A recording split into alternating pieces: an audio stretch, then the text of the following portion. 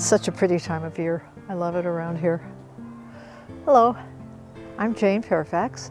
I'm a psychotherapist in Sonoma County, California. Out here, spring is starting to bloom all over. The goats are out in the field, and I can take a walk back here and just kind of disengage from everything that could be upsetting, or the phone ringing, or work to do. And today I thought I'd talk about the process that's part of post-traumatic stress, which we have been talking about, and it's mourning and grieving.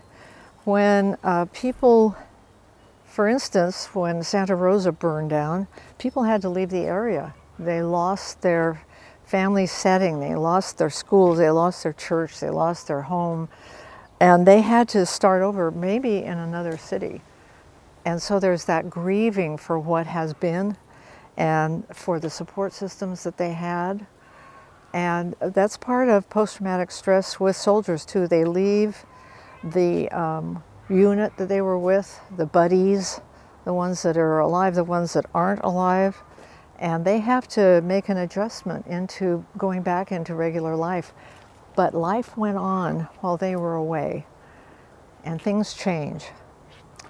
So they can grieve and mourn, and that takes on a whole different view sometimes of what we think of as mourning. They can be angry, they can be disengaged, they can just quit participating, they can sit at the dinner table with everybody else talking, and they can be silent. So when somebody's grieving or mourning, what do? What have you done in the past? If you're part of a family, or you yourself are grieving, what do? What have you done in the past that was successful and helped you get through it? I'm going to read a short poem that was written about a young man who had come home, but some of his friends had not made it back. And this is what he said. I rummage through drawers looking for things I don't need to find, so I will run across pictures of my friends. I'm afraid I'll forget to remember them, and they will be lost. I promised them I would think of them every day.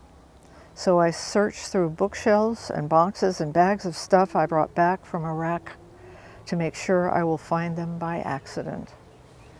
So he had some work to do about missing those people and building a new group of people to rely on. And he did that through his church. Some people can do it through a club or a psychotherapy group and rebuild that sense of community that they've lost and that they're mourning. So there are places out there, there are people out there that are very willing to help. If you're feeling bad about this stuff and you need to get somebody to talk to, they're there. Ask your family physician to make a referral or something.